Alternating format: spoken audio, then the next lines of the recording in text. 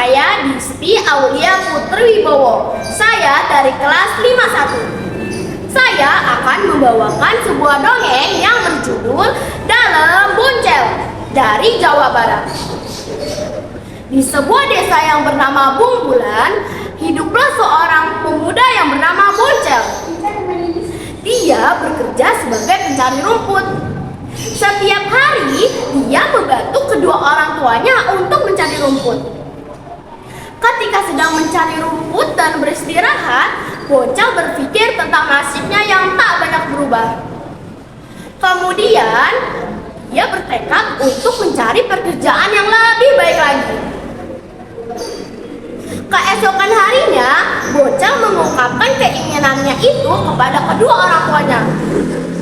"Ibu, Bapak, bolehkah aku pergi keluar desa? Aku ingin mencari pekerjaan yang lebih baik lagi, agar nasib hidup kita berubah." "Tapi nak, kalau kamu pergi, siapa yang akan menemani kami di sini?" "Bu, aku sudah bertekad, izinkan Bu."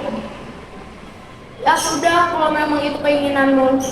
Dengan berat hati dan berinang air mata, kedua orang tua Boncel melepas kepergian Boncel. Boncel pun memulai perjalanannya, melewati lembah, sungai, dan hutan. Sesampainya di tengah hutan, Boncel bertemu dengan seorang pemburu yang menaiki kuda dan membawa rombongan anjing. Dengan perasaan takut, Boncel bertanya kepada pemburu itu, "Tuan, apakah Tuan mempunyai pekerjaan untuk saya?" Pemburu itu menjawab, "Kau bisa mencari rumput untuk kuda-kudaku." Hari demi hari, Boncel mencari rumput untuk kuda-kuda pemburu. Kemudian dia tersadar bahwa pekerjaannya sama saja seperti pekerjaannya di desanya dulu. Boncel pun pamit melanjutkan perjalanannya untuk mencari pekerjaan yang lebih baik lagi. Boncel meninggalkan desa tersebut dan sampai di desa Caringin. Boncel beristirahat dan tertidur di halaman rumah sekretaris desa. Bapak sekretaris desa itu pun menanyakan apa tujuan Boncel. Semenjak hari itu, Boncel bekerja untuk sekretaris desa, mengantar jemput anaknya pulang sekolah.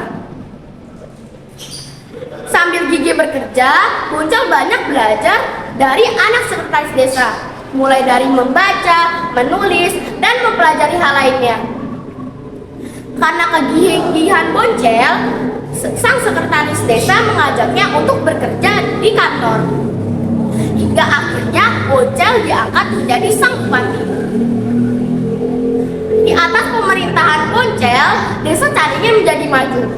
Bahkan dermaga desa Caringin menjadi pelabuhan perdagangan internasional.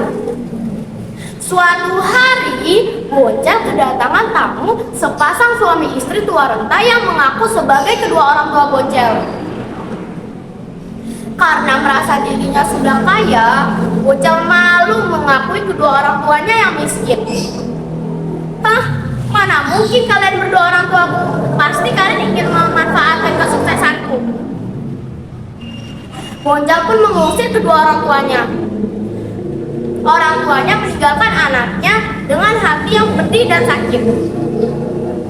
Sepeninggalan kedua orang tua Boncel, Boncel menderita penyakit gatal-gatal.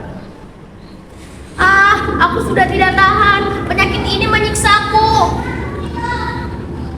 Berbagai pengobatan sudah dilakukan, akan tetapi Boncel tak kunjung sembuh.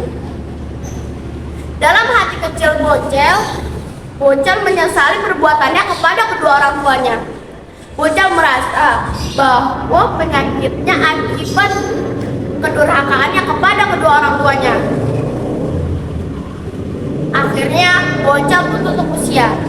Teman-teman, hikmahnya adalah sesukses apapun kita di masa depan, jangan pernah kita melupakan jasa kedua orang tua kita. Karena sejatinya kesuksesan kita adalah berkat doa kedua orang tua kita. Sekian dari saya. Wassalamualaikum warahmatullahi wabarakatuh.